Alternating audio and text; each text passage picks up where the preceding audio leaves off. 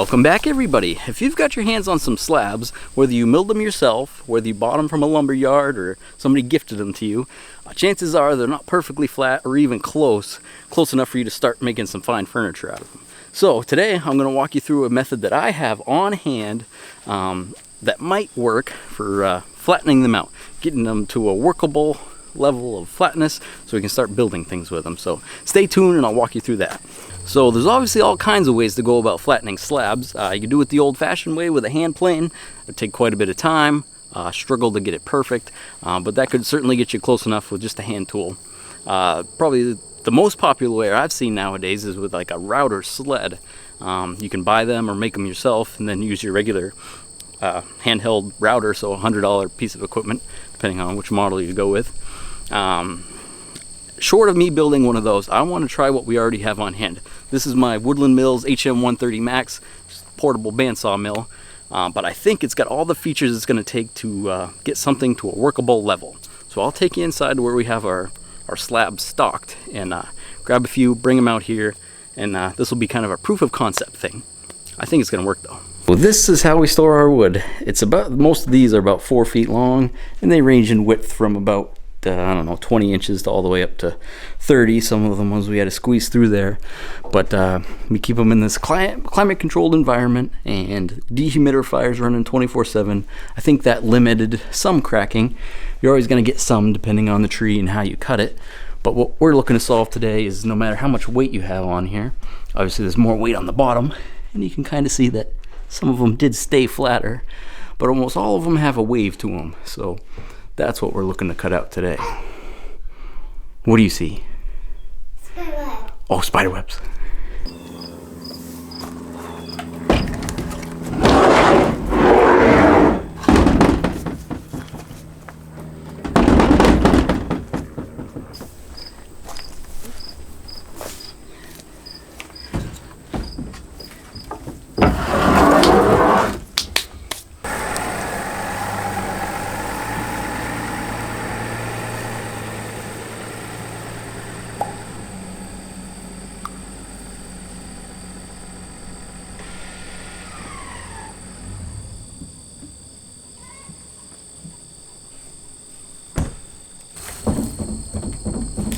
Alright, now that these aren't stickered, you can kind of see the problems we're facing here. They're uneven, they're not flat. Just the normal drying process, they warp. Any tension in the wood is going to get realized. I've moisture metered these wherever I'm comfortable, and they're all in the low teens moisture wise, so I'm pretty confident they're not going to move any more than they have already. But yeah, I just grabbed three, as you can see, three of the smaller ones for some projects I have at the top of mind, and see if we can get this to work. So a couple things I'm thinking through here is we need to create, so even if you did have a planer at home, you need at least one flat surface for the planer to really take hold. And most homeowner grade planers are limited to kind of 13 inches wide. You can get a real big one if you got all kinds of money, but that's not what we're doing here. First thing, we're trying to make one flat side. Then once you have one flat side, the second flat side should be quite a bit easier.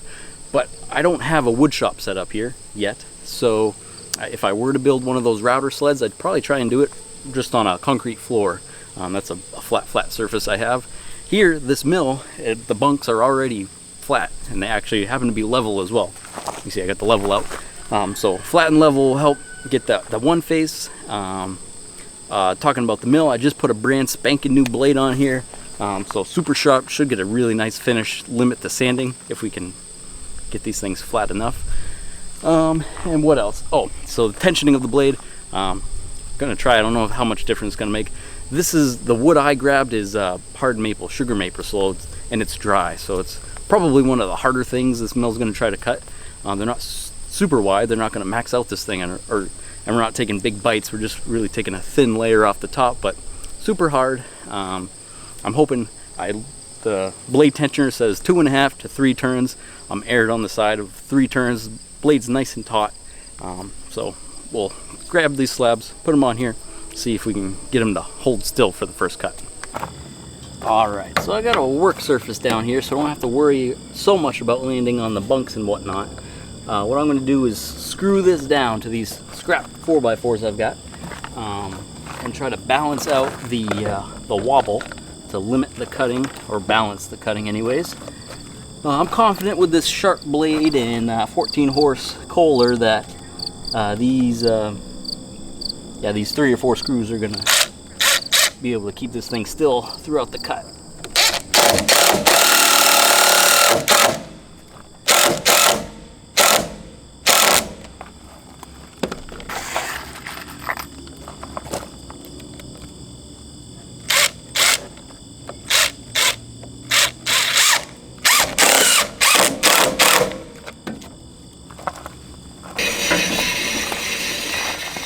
So here, my plan is just to eyeball it to take as little off as possible and still make things flat.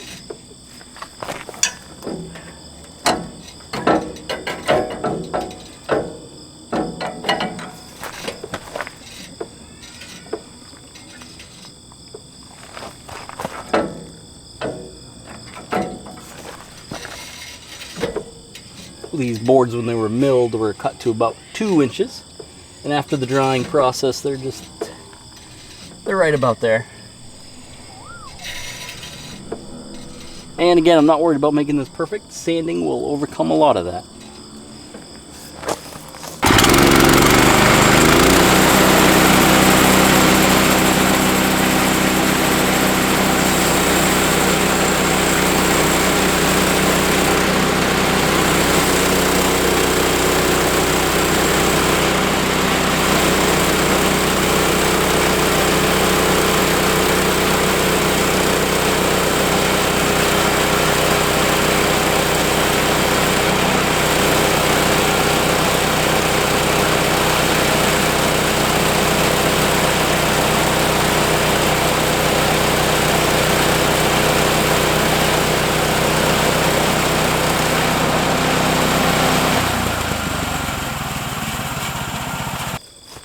Alright. Still always impressed with how thin a slices this thing can take.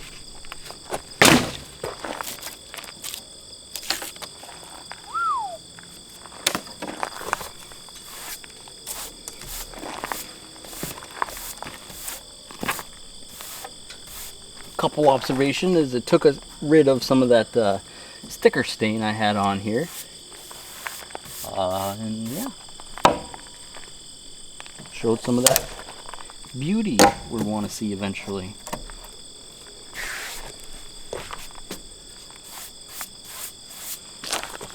And so now that we theoretically have one nice flat surface, I'm going to pay more attention to making sure there's no dust or debris down under my working surface.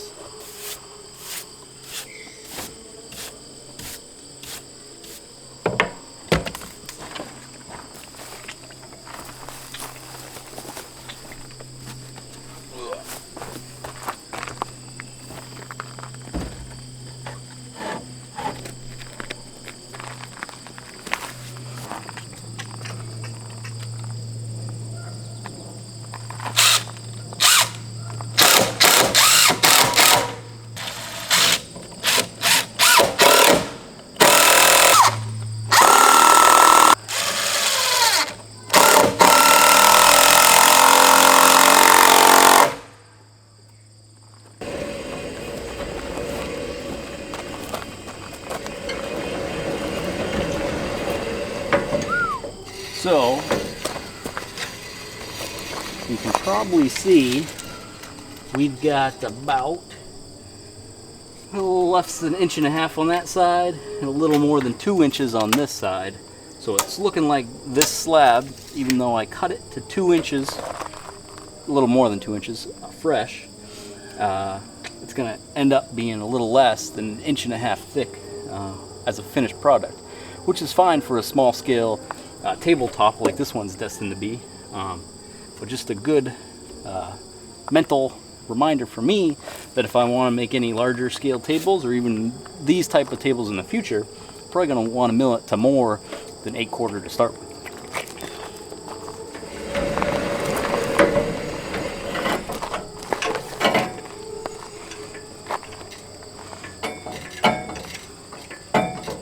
hopefully you can see what I'm doing here. I'm just trying to eyeball it to take as little as possible.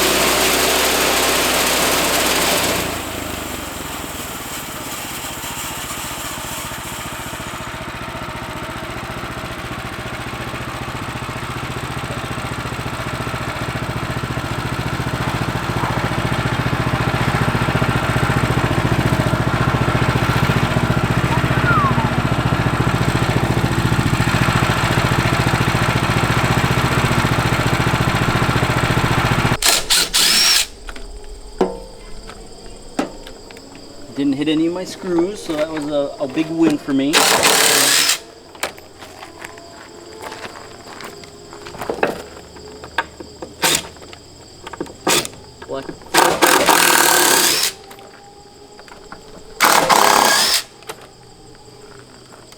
Alright, so I think we have achieved our proof of concept here.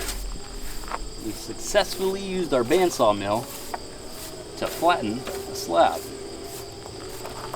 Again, I wish the finished product was a little, we got rid of the rock, so that was the goal. Oh, it's starting to rain here. I'll break out the level and prove to you what I'm seeing, but this seems to be a nice 1.5 inch thick board now. So tabletop, whatever we want.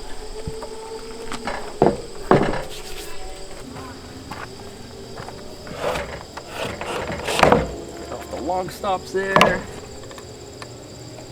And yeah, it's about as flat as we can measure. And you'll have to take my word for it. It's tough to relay on camera, but the again, this is a live edge slab, so we've got a top kind of predetermined here. I guess I got the screws and everything I'm rocking on. So this will be the top of the piece. I'm gonna either need to epoxy this one or put a bow tie in, but because of this substantial crack we've got going down the middle. But yeah, that's as level as I can measure, and any sanding will really make this thing pop. I think it's safe to say we accomplished what we wanted to accomplish here, and I learned what I needed to learn. We can indeed flatten slabs with our bandsaw mill. So if you've got one, or you know somebody that's got a bandsaw mill and you've got some slabs that have warped and wiggled over the drying process, seems like a very reasonable, cost-effective solution to go ahead and get those to a workable level of flatness for my liking anyways. Let me know what you think down in the comments, but I'm pleased. Again, I learned I'm going to want to start to mill them to 2.5 inches or 3 inches to start with if I want to get to that tabletop level of flatness. Again, depending on the tree, it's going to wiggle and warp its own way. Some of them will stay pretty flat for you if you got them stacked and stickered properly. Some of them are going to move no matter what. So obviously that extra thickness adds to the drying time, but again, I think it's worth it if you're not in a hurry to be able to do all this all yourself on your land. That little table, I know it's going to have quite the story behind it. Special to me, probably be special to my kids, maybe nobody else, but just, why else are we here? So anyways, thank you all for following along. More fun on the sawmill. We'll see you guys at the next one. Take care.